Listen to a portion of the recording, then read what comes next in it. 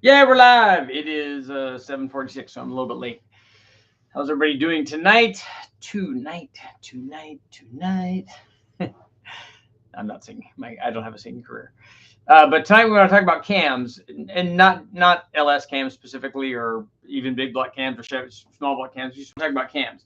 The thumbnail that I have up is an LS. It's a 4.8, and that's what got me thinking about this. Is that if you have I get, obviously, when we post this stuff on social media, we get all sorts of comments and associated opinions and things like that. But the interesting thing is that the comments that we get come from individuals, and so they have like personal opinions about how things are and how they should work and what the best things are and all of that. So when it comes to camshafts, we get comments are like, oh yeah, that's whatever we do the test on. So like we do it on a low buck truck camshaft or a truck Norris or a Chopacabra cam. The let's say the truck related cams, the thing that a guy would put in because he's got a truck and he wants torque and he wants that kind of power range. Okay, let's say we do a test on that. We do a test on something similar for like the little Dodge motor that Dulcich did a small block Chevy, or put a 276 cam in a big block Chevy, whatever, that kind of camshaft. Put a camshaft in there like that. Then you get people that comment from the bottom of the page, people that are like, oh, that cam's too small. You need to really, get this kind of camshaft to wake it up. And then you get other people like, oh, that camshaft's, then you get, on the other side, you get, oh, this camshaft's too big. You need to step down to a 202 camshaft or a 206 camshaft, or whatever the thing is that they're, more than likely the thing that they used, that they tried, that they did, and they were, ultra successful with.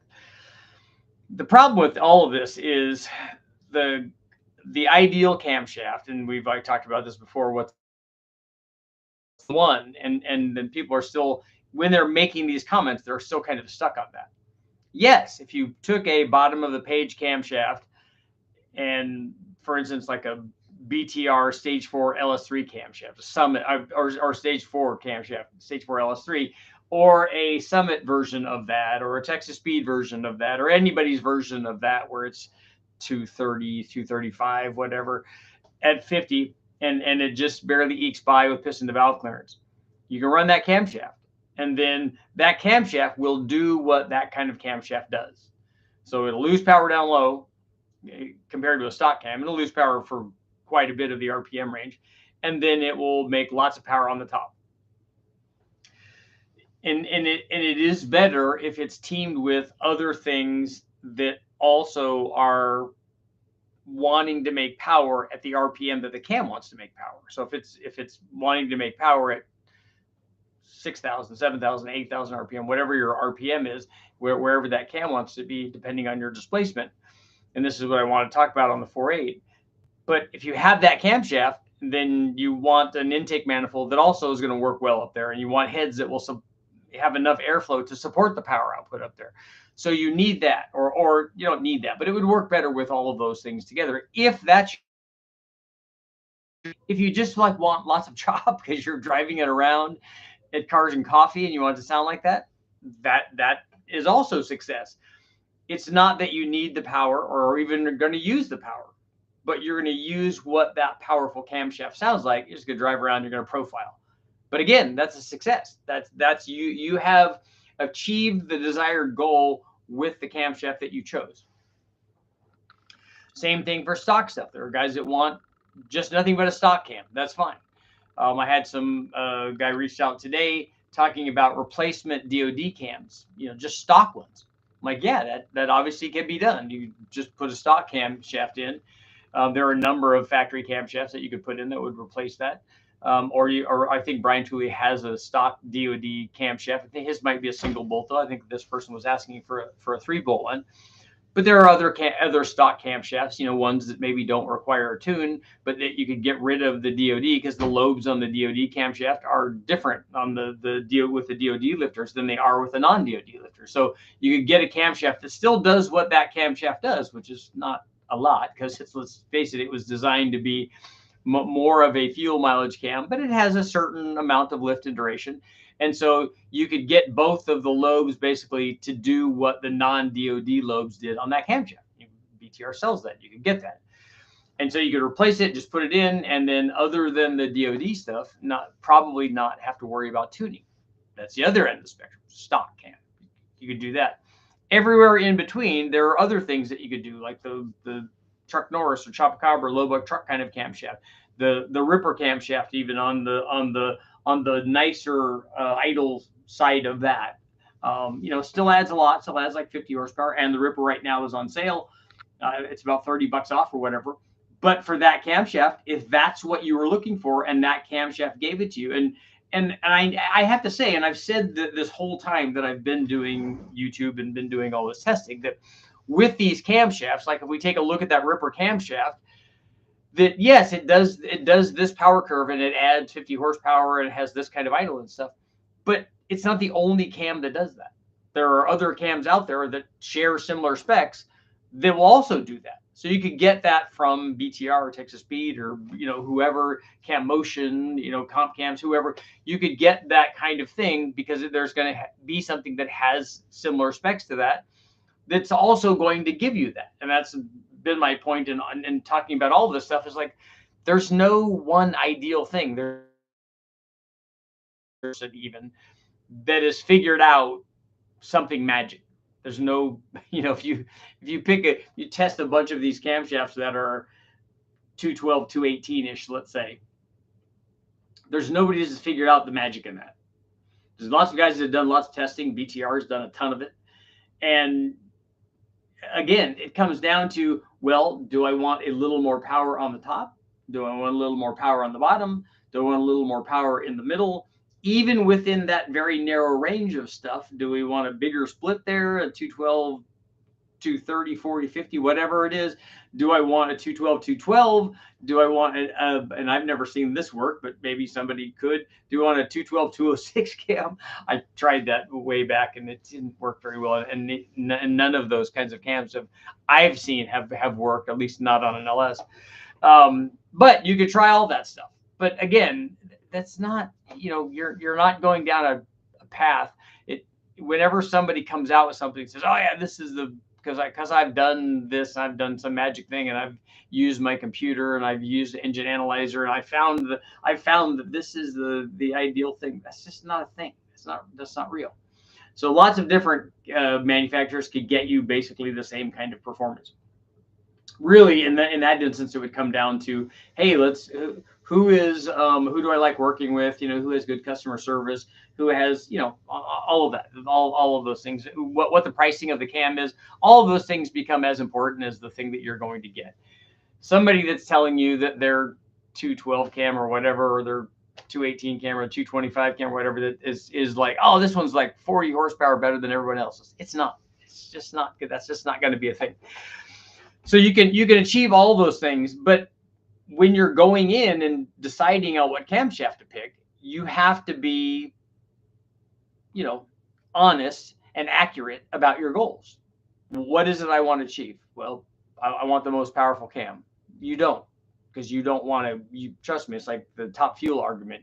Do you want the thing that's making power at 10 or 12 or 15,000 RPM? Do you want Formula One stuff? You don't want that. Almost nobody does. And for all the other things that you have to have just to make that camshaft work, obviously it'd be a very expensive thing. So very few people want that.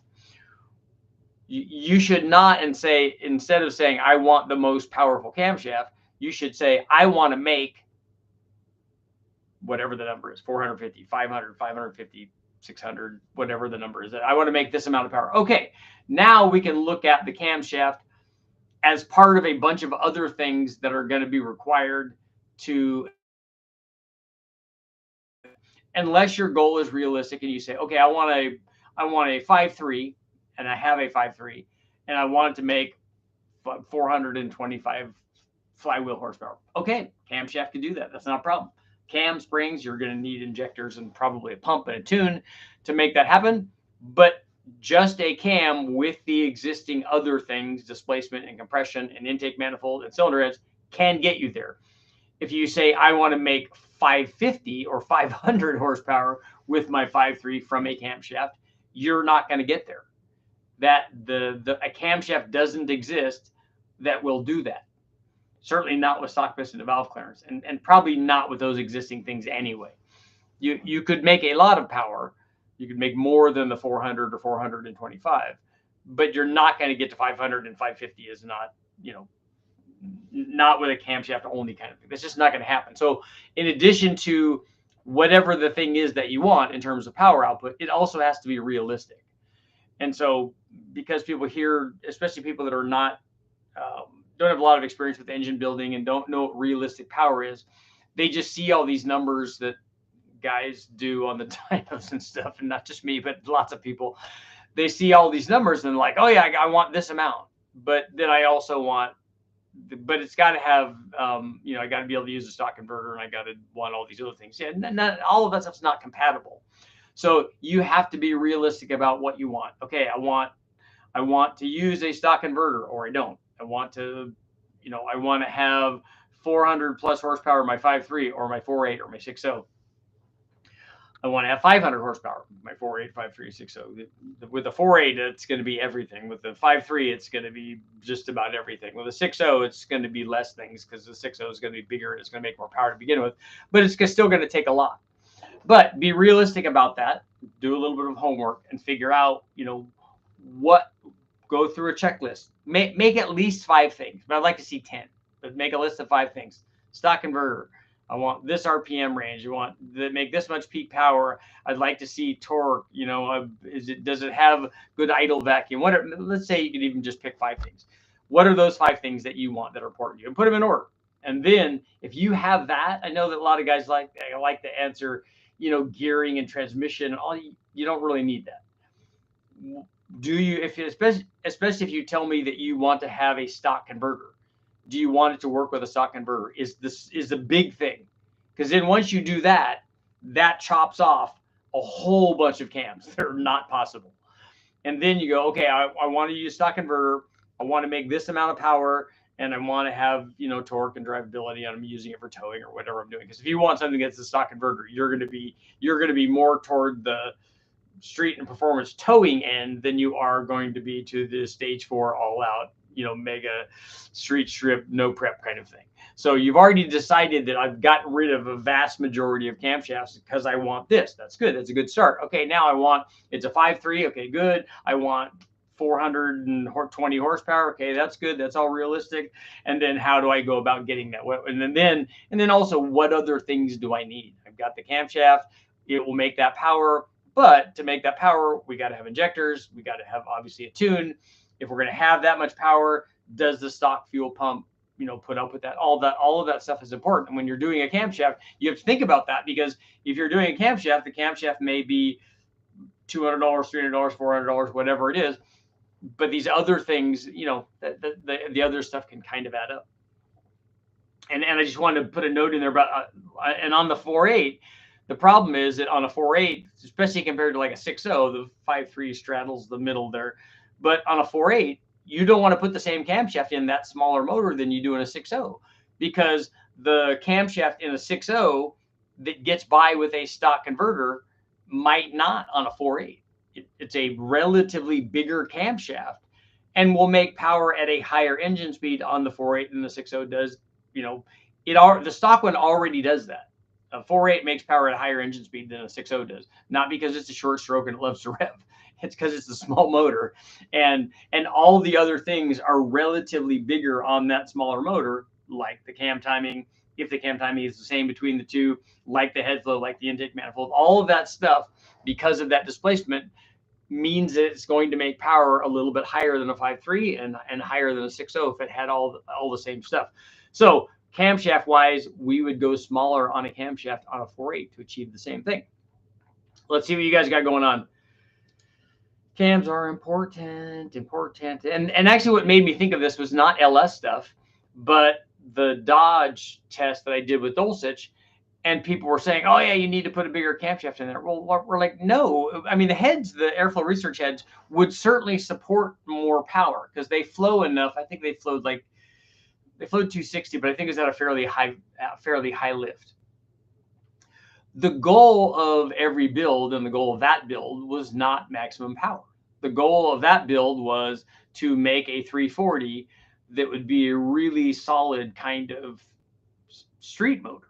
And that's exactly what he did. That's exactly what Dulcich achieved with that. Obviously, it was not bad with the 360 heads, the small valve 360 heads, but with the airflow heads, we've talked about this a lot. Having really good heads makes your build start out and look like a hero, because it's, having lots of head flow then makes the other things obviously even better. So it's smart. Try to get as much head flow as you can.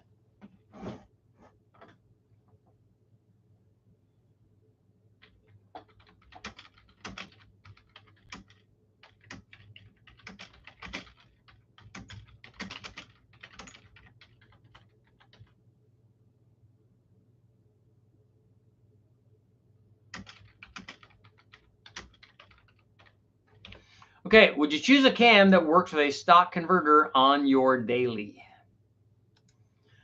dose of horsepower? Very important. Choosing the right cam. The other guys, that's the Dodge stuff. 383 Jet Caleb, thank you. 100 horsepower. That's what you want to make, or that's where you want to make more? Captain, I'm considering putting one of my 6-liter engines in my TJ and keeping the stock cam a small turbo. There you go. That's all the torque and the nice drivability and stuff. That's good. Getaway, what's going on? What do you think when people say you need a turbo cam for that cam won't work with a blower? Oh, well, will it work with a centrifugal supercharger? Is it right? When people should just say, I want a cam. I always tell people, pick a camshaft for the things that we just discussed, like the 5 things. Nowhere on the 5 things that we would be asking about does it say boost or nitrous. It doesn't say blower or turbo or nitrous. That's not one of the questions, and nor should it be, in my opinion. Aaron, what's going on? I'm going to run like a 208 in my LS2, my Silverado, keeping the VVT. There you go. Ironically, wearing my Ron cam shirt. Nice. Been working out in Chico. Edition 673 square feet edition. Okay. That's a little bit of work, man. I like the way my little camshaft sounds. Not driven the truck yet. What about my 5-force race cam? Yeah, that's just more, right? Alan, what's going on? VVT can do some amazing things. Yep, advancing and retarding the cam can help. There's a limit to what you can do there based on piston to valve clearance. And so VVT cams traditionally are fairly small unless you have motors that have like a lot of piston to valve clearance. Like a lot of 4-valve motors have a lot of piston to valve clearance. The VVT should be exploited. What cam and heads would you recommend for a stock bottom-end 302 to wake it up? There's so many good heads out there that are way better than stock 302. If this is a 302 Ford that you're talking about, I think it is. So many good ones. Airflow Research 165s or 185s. Airflow, the trick flow stuff, the twisted wedge stuff. There's lots of good ones. There's lots of good stuff. And all the way down to just go to the wrecking yard and get a set of GT40 heads. 59cc alloy heads. Cemetery, what's going on? What diff we good for a 454 or 4L80 setup? Are you asking what rear end, or are you asking what gearing? Mountain Man, I'm not looking for power. I want noise. 355, 12 to 1, gonna spend 7,000. Eagle rotating, Molly pistons, world. Steel heads. What makes a cam hard to start when hot? You want it hard to start when it's hot? Then we can just do that with the distributor. That's not a problem. I was told a tighter LSA would make 1,000 wheel horsepower from a 4.8 and disintegrate all the panties in a 5-mile radius. It's the panty dropper. Yeah, I'd like to see that cam. Any that makes 1,000 horsepower. Any options on timing gears over timing chains? I think they sound cool.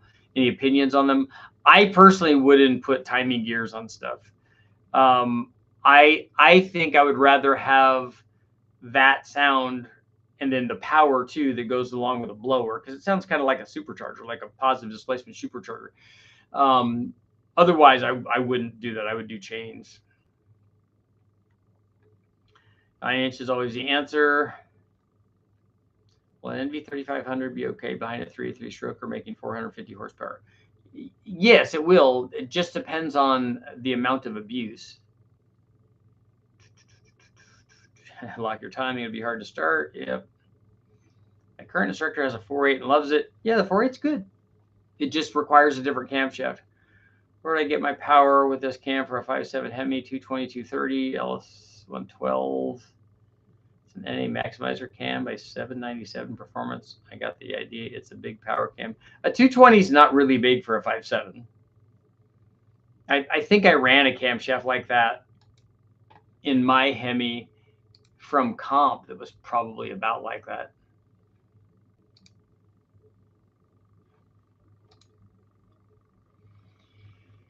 Let's see, Dodge results.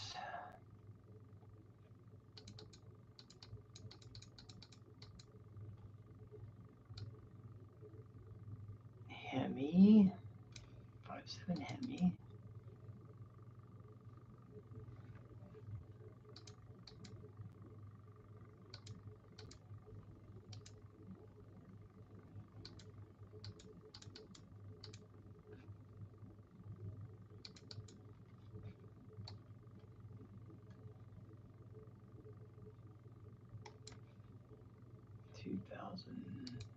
So after that, let's see.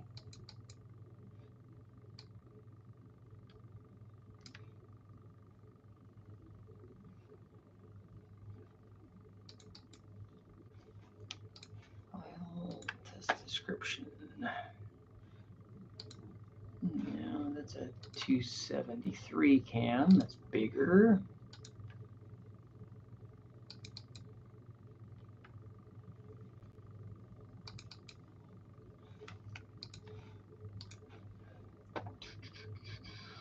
That's a 210, 216. I'll have to look it up and see. I think it was on one of the turbo ones. I think we ran something like that. I'm ready to buy Truck Plus cam.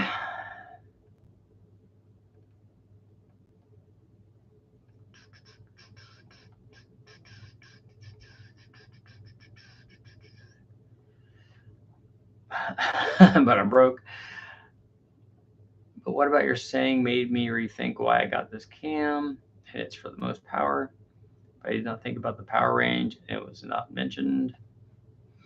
Yeah, you can certainly fit bigger cams than that if more power is what you're trying to make. You can fit a bigger than a 220 cam in a 5.7 Hemi. It has more piston to valve clearance than that. Does any cam and every cam bigger than stock require a tune? Yeah, I don't want to say every. So you might be able to run something. I've seen people put different stock cams in there and run them. I've seen people put cams in a motor and not tune it. And usually the problem is drivability with that. Usually at wide open throttle, they're not terrible. What do you think the best cam is to use when drifting a 2-valve? I don't have any idea. I would still be not worried about drifting. I would be worried about power production and what RPM range you're running. My builder advised that 75% of the cams he sees are bent. We tested your Lobo truck cam. It was perfect. Sometimes it's good to be in the 25%. 75 seems like way high for that. Always picked an RPM that I want peak power at. In my mind, the use of the engine dictates where that is. I'm different when it comes to that. I don't think you can pick where peak RPM or peak power is going to be at what RPM by the camshaft, because you would also have to take into account everything else on the engine of where that is. A big cam on a small engine without a stall is like putting a big sprocket on a bicycle. think you can get away with higher than stock converter within reason, especially with the lockup converter. You definitely can. You can run different converters. I'm just saying if somebody wants to use a stock converter, that gets rid of a lot of camshafts. If you're open to a converter, especially something that if you go from a stock converter, which is like 1800 to 2000, and go to 25 or 2800, you've added a whole bunch more camshafts to the list of possibilities with that. Also, I have a 239. I want to put in my LS3. It's probably going to be too much. That's pretty big. You definitely have to check and see if it fits. Yeah, what rear end? What's the vehicle light? I'm building a 62 Impala LQ9, 6-liter LS6 intake, weekend cruiser, but want to do long distance. I'm between two of your cams, low buck and truck plus. Want a rowdy idle, but also power. What RPM do you want your power at? The low buck truck is going to make better power up to 5,000, and then the truck plus is going to make more power above 5,000. So you just got to decide where you want your power. If you're putting a stall converter in that, then probably the truck plus. An L3 Corvette, do the square ports need a bigger header tube? I'm thinking about one at 7/8, but people are telling me to get 2-inch. It's going to be a max effort build. How much power are you trying to make, and how big is the motor? I'm always afraid I'm going to pick too big of a cam. I wish I had more low end or mid range. I can tell you we've done 1,000 horsepower with 1 7/8 headers with a blower on the motor. So I don't know that you're going to be leaving a bunch of or any on the table if going to a 2-inch header instead of an 1 7/8. I was going to be afraid I picked too big of a cam. Wish I had more low and mid range. That is way more common than somebody not picking a big enough cam. Over camming motor is 1,000 times more prevalent than under camming a motor. My favorite kick is from 28 to 7,000. That seems like a pretty wide range. Got lucky on my recent truck. Got a vintage Fireball cam for an FE. Sounds amazing. You got a Crane Fireball cam? That is OG. I just bought a 2011 Camaro SS. Looking for recommendations for which camshaft would be best for a daily driver. I think around stage 2. You should look at our low buck truck or our truck plus or something like that. A BTR hot rod cam is good. A Truck Norris cam, something like that. What other LS engines does an LS7 cam fit in? I have a K-Tech Torquer cam laying around. An LS7 cam fits in any other LS. You may have to do workarounds for what front gear and what cam sensor and front cover you use, but the camshaft will physically go into any motor. What would be redline and an LQ9 6-liter? I have a low buck truck cam with springs. You should not be worried about how high you can rev it. You should be worried about where it makes power. And I have videos up on the 6-liter that we ran, both with the low buck truck and with the truck plus. And we also ran it with a stock truck manifold and then also the Trailblazer SS. So take a look at those power curves and you can see where the power is, where power production is on that. LQ9, S475, T56, ported 243s, 216, 224, fast 92, plenty of fuel. How risky will torque be at low RPM for Gen 4 rods on E85? I honestly don't think you're gonna have to worry about that because I don't think that turbo is, well, an 83 will come on okay. Have you driven this thing around? I don't think that turbo is super responsive anyways, but on an LQ4 it would be okay. If you want, just do if you get a boost controller based on RPM if you're concerned with that.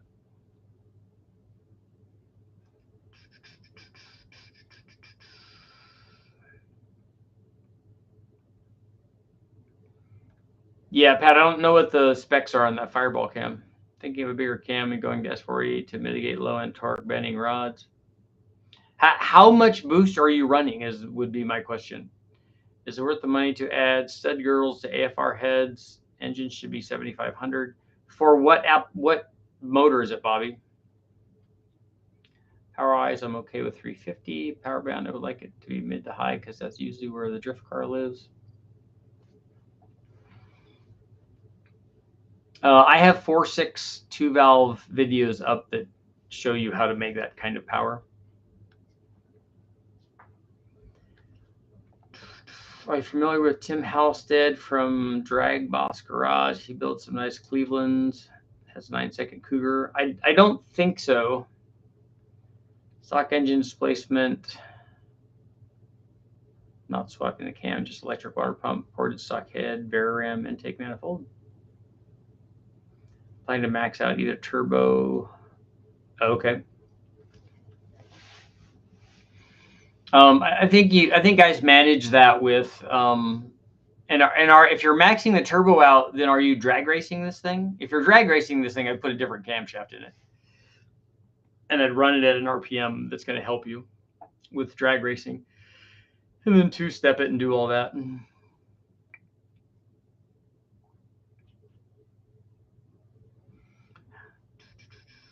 If it's not a daily, there's no reason to go small unless you want higher RPM track reliability. If it's not a daily, ain't no reason to go small unless you want higher RPM track reliability. I don't know how that goes together. Higher RPM would be bigger cam. But again, that's your take on it. But and for your build that you're doing, if you want to do that, that's fine. But everybody shouldn't do that. It's also fun just to own a girdle and nice to know it's there. She enjoyed Cleveland. She has some great videos about their history in racing. Yeah, Clevelands are cool. Street strip, trying to find the balance between performance and sleeper status. Our SHP 408 AFR competition heads 240, 250 cam. Okay, Bobby, I'm going to go back.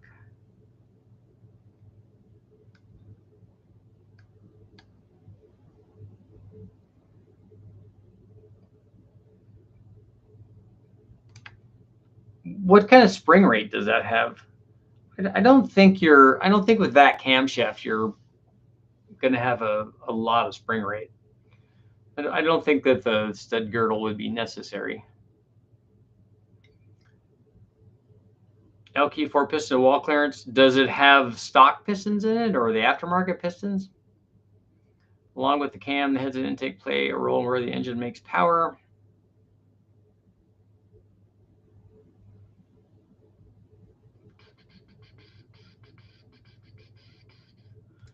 But if you use that with a 6-liter in your 2 cams, how long ago did you do it? You can't find it.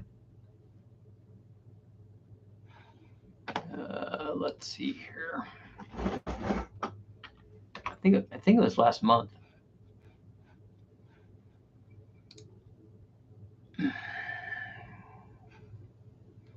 So if you go to YouTube,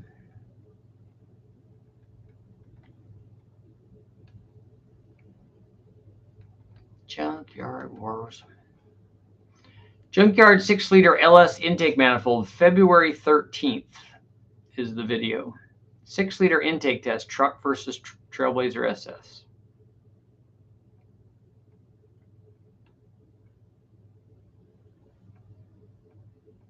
And it was 1, 2, 3, 4,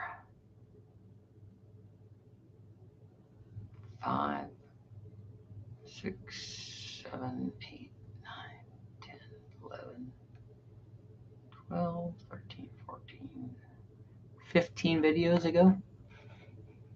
So if that helps you.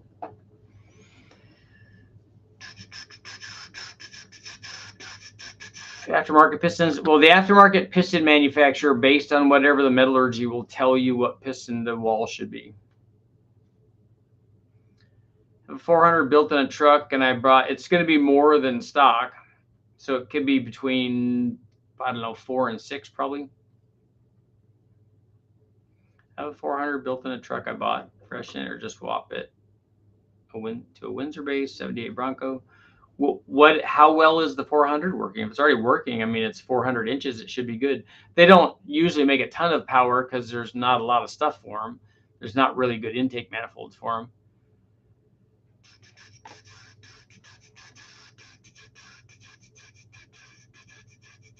Got a comp 12 423 8 cam and good wrench 350 with heads. This morning was worried about the cam, but not a bad job. That's good. Works well. Former mud truck. Okay. Viper, I don't know what the answer to your question is. Did I miss? I'm just seeing if I missed any here.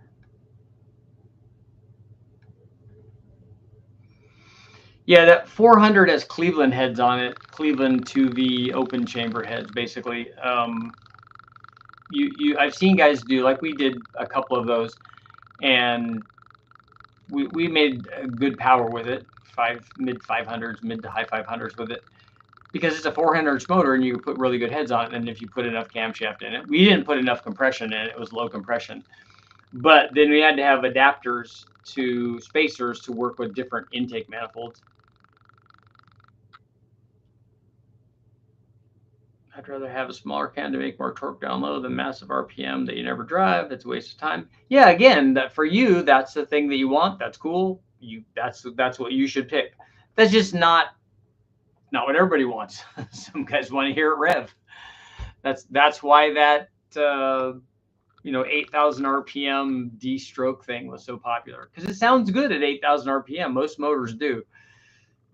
You don't need to de-stroke it to get it to do that, but we know that because we run the 5.3, the junkyard 5.3 up near there. So it's not, I'm holding my breath every time we do it, but it's working. It is working. I don't know how much longer though. I'm going to be testing a few things here coming up when I go back down to West Tech. How is you can only tune so much? Picking a cam with a tight LSA would not pass smog no matter how much you tune it. That's not an accurate statement, because LSA isn't the only thing that you're. If you have a tight LSA but you have 180 degrees of duration at 50, it's not going to make any difference. You still easily be able to tune it. If our head has 220 springs on it, I think.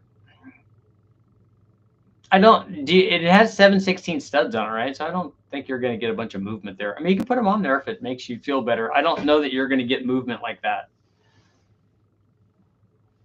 I would be more apt to put shaft rockers on it than a girdle, but you can do that.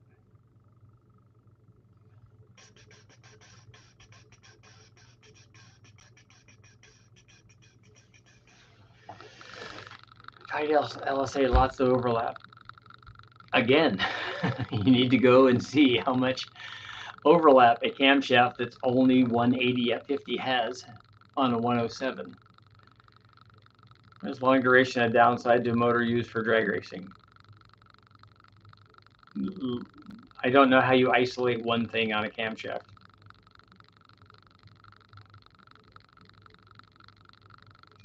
Old guy said Fords don't need girdles. Wonder why he said that. I don't know what would be different about a Ford. What would make that valve train inherently stouter? If anything, the factory Ford stuff had small head or rocker bolts on it, so it's not great.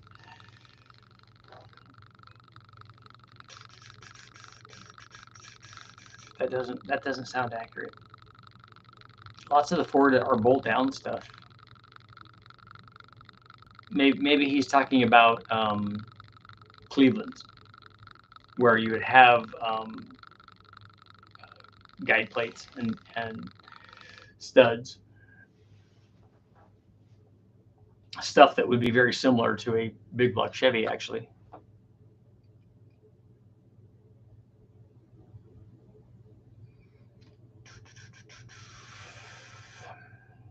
Ford and Dodge both use 5/16 bolts for that. I'm sure that, do you mean, is it magnums? Is that what you're talking about? Yeah, that's not super stout. And I remember looking at the first time that I saw the way back with the small block Fords, where they did the adapters, where I think Comp made them, and they made like rocker studs. There were the tiny 5/16 on the bottom, and then there were 3/8 or 7/16 on top. I'm like, that's not going to solve the problem. I mean,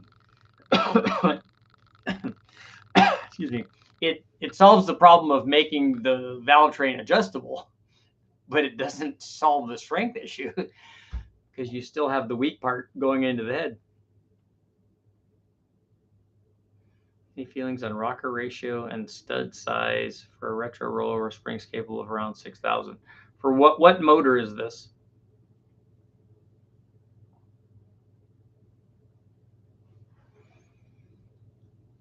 Cleavor heads are available for hybrid Windsor.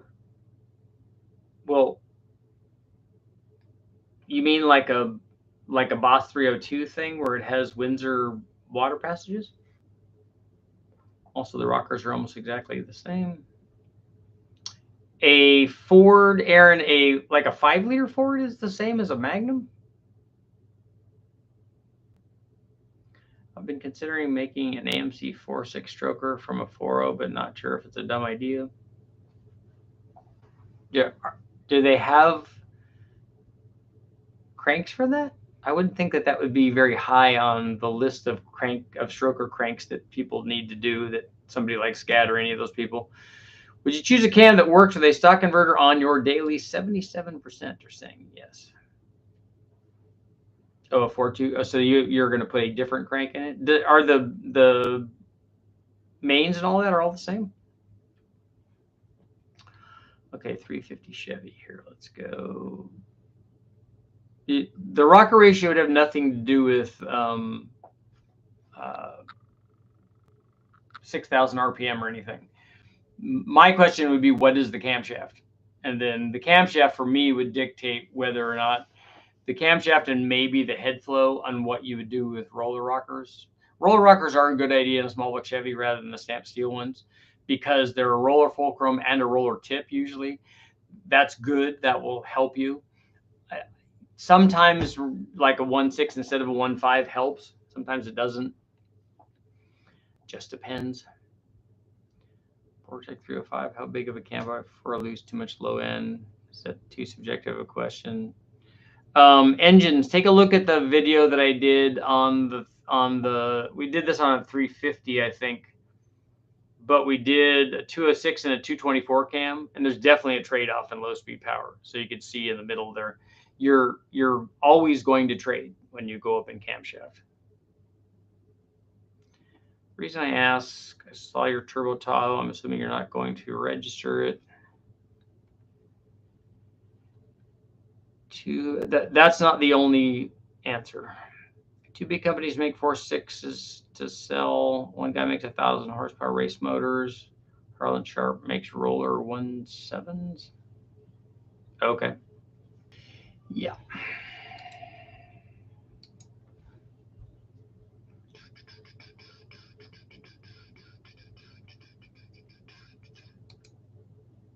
You choose a cam that works with the stock converter. 64 millimeter turbos work for a 5.3 for the street. Are you putting 2 of them on there? And it would depend. Turbos aren't just size. So there are 64 millimeter turbos that probably vary in power range by 300 or 400 RPM. So which ones you pick are different. But you got to tell me what kind of power you're trying to make. And are you trying to do 2 of them? Or are you trying to do 1 of them? Have you done a Viper V10 motor? I haven't. I don't think I've ever even seen one on the engine dyno at Westech.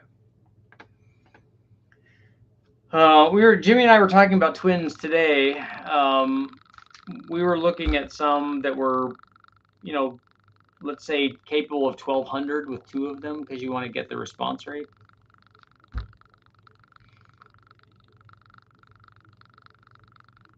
What about the GTX? The GTX 3582 Gen 2 billet for 1200. For you can get 2 of them for 1200. And again, you got to tell me what kind of power you're trying to make. If you're trying to make 600 horsepower, then don't do that. Just get one of those turbos.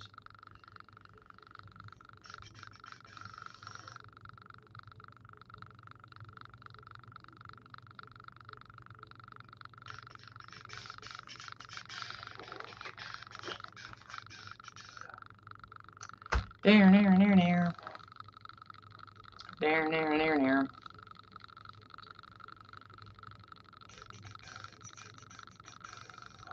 280 $280 on Amazon. I would say good luck with that.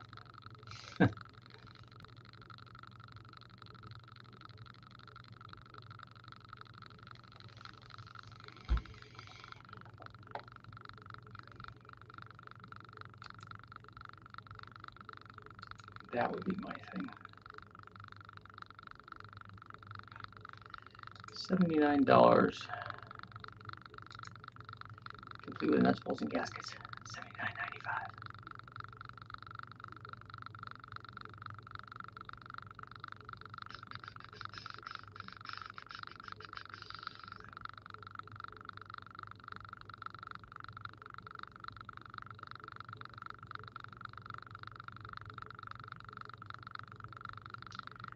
I don't know if the combination of lift and flow would make 1.5 or 1.6 better. I've seen people compare.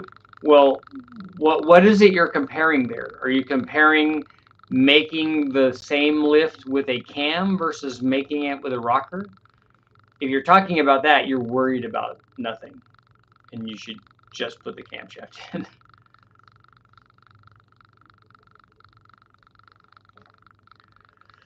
A lot of small buck Chevy videos. The cam video was a long time ago. Hector could be running spoon engines. That's right. Have you tested cheap Amazon, eBay headers versus name brands? Yeah, that video is up. But there's a cheap header video up.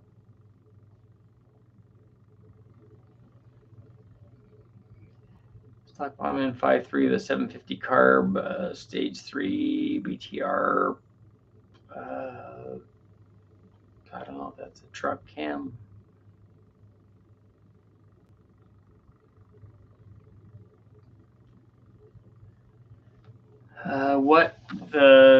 You forgot about the intake manifold there, so I don't know what intake manifold you have there with your 750 carb. Is it a dual plane?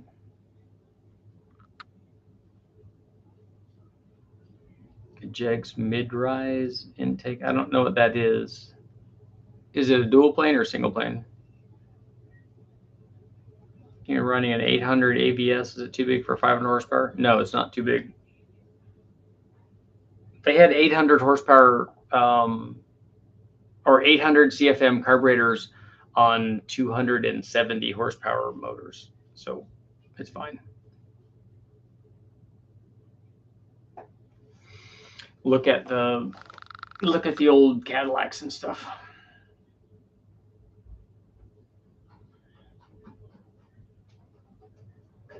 I hear a doggy. I do.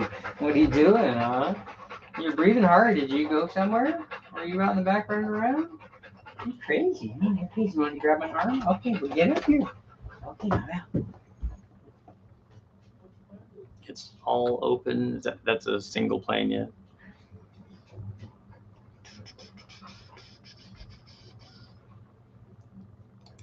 So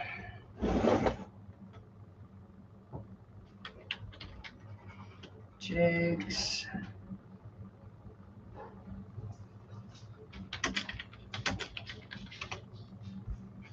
Jags LS mid-rise.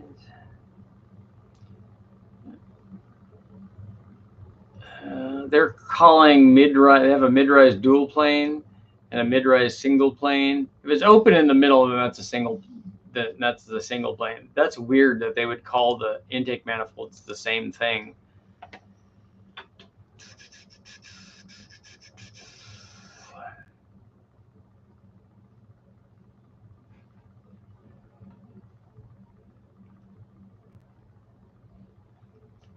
That's just weird.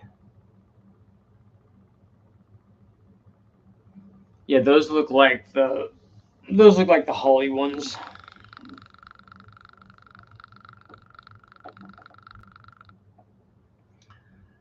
Will be enough for 450 horsepower. Let's see. Maybe. I don't know if that truck cam and that intake manifold are going to get you there. Do you have stock heads on that?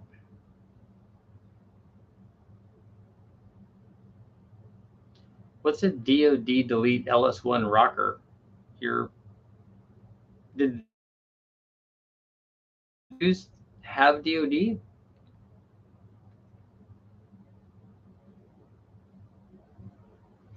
The tree fort's coming along good.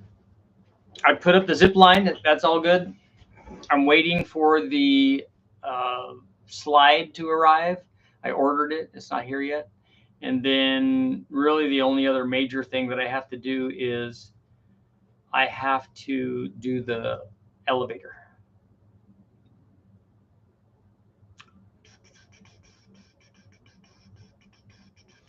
I think, Michael, he was saying that he has LS1 rockers, maybe. Not that they're any different. But he has a 5.3. Tree fort's good. Tomorrow, stuff arrives for the tree fort. I got some things to put kind of non-slip steps on the ramp. So that's good. The dogs love it. Bruno has already gone up there and laid down, so he's basically claimed the tree fort already.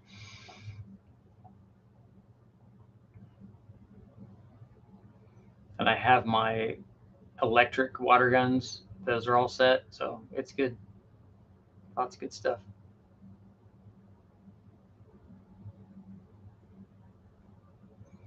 I even have on the zip line, I have the seat that the kids can sit on. It lights up. Looks like a UFO. It's all good. It's all good stuff. I don't know if anybody's going to be doing it at night, but I just thought, hey, it's going to be cool. LQ9, $799, low buck truck cam, truck intake, and exhaust manifolds.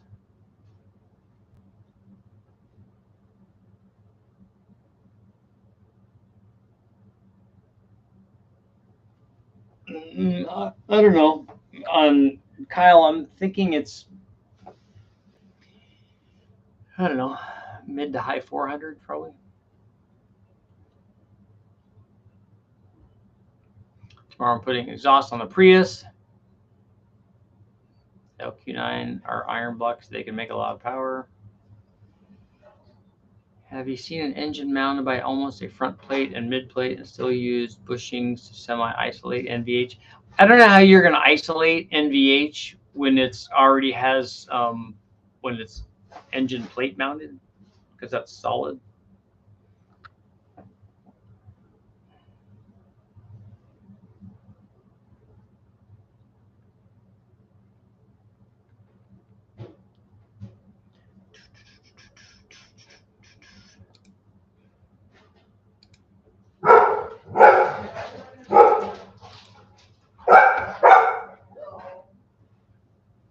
What are your dogs doing? We've got 2 more minutes. Would you choose a cam that works with a stock converter on your daily? 83.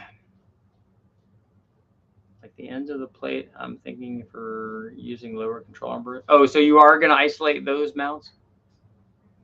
What do you think about the LS4? I have tested the intake manifold on that.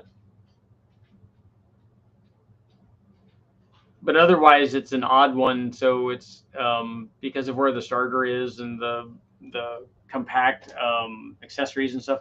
Otherwise, it's just a 5.3. It does the same thing all the other 5.3s do. It just has a terrible intake manifold, and then is not very adaptable to other things other than that front-wheel drive application. Mine are digging a hole in the backyard. Yeah, that happens. We're putting up, Lisa even got a squirrel feeder, so we'll put that up there. You could choose a motor and transmission for a daily driver for the rest of the time. What would it be? I wouldn't do that. There's too many good ones.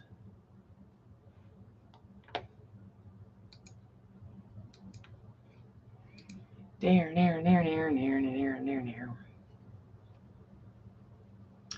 On the LS4, the starter is mounted to the transmission. Someone makes an oil pan with a starter mount, though.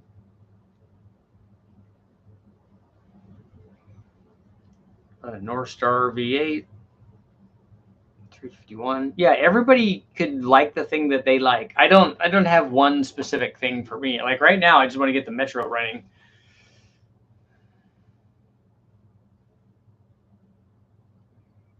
Need to decide if horizontal or are you going to tension or shear?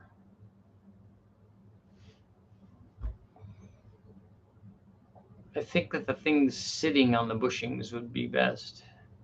Although the bushings have to be pretty stout though to hold that kind of weight.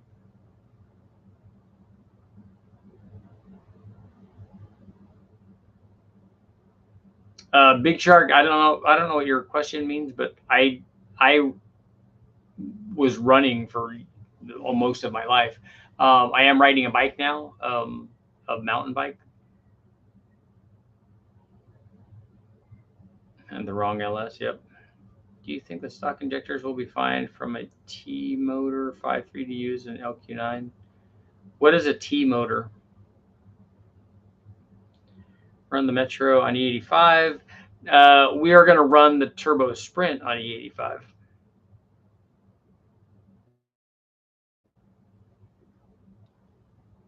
It will definitely run on E85 in a few of the classes at Bonneville.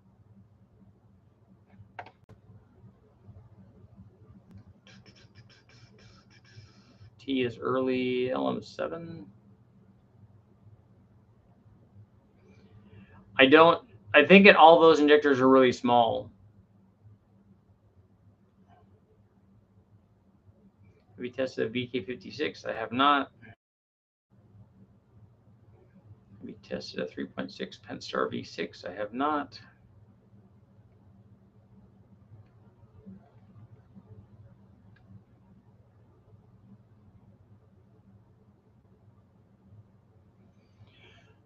There's lots of stuff I haven't tested that I've yet to do. Yeah, I did see the guys do big power with a VK. I think it was a VK block. But yeah, if you can get the thing to make, decent NA power, I just don't know. Are there cams and things for those?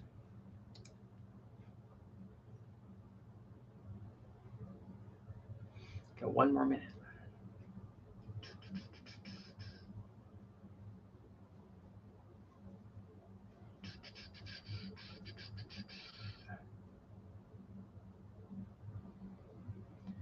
What do you think of lower intake spacers on a V6? I don't know that you can add enough runner length from a spacer on the intake manifold to change the torque dramatically. If you can add runner length, it will change the power band. If you can add enough. An L83 rec port intake. Yeah, it's not a rec port intake manifold. It's just an LT intake manifold because there's no rec port and cathedral port intake manifolds for LT stuff. For 4-inch stroker with LS3 heads and a cam motion Street King. I don't know how you're going to make an L83 intake manifold work on LS3 heads. I don't know how you're going to do that, or why you would even want to do that.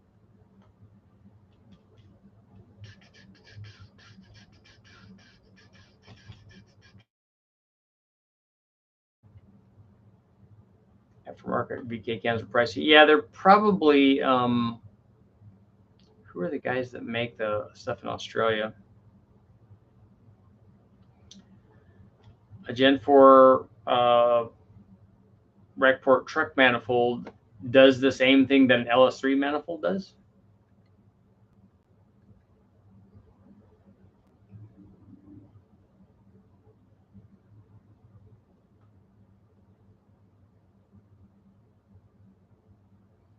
It's possible to de-stroke a 4.8.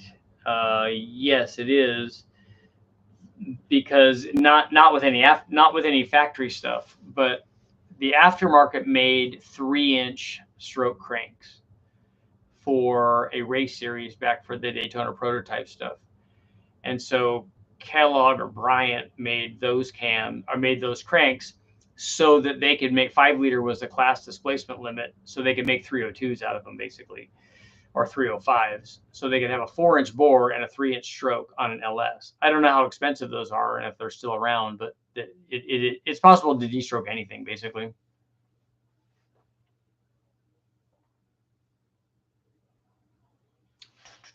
On that note, it is time to go. Thank you guys all for showing up, and I will be back tomorrow.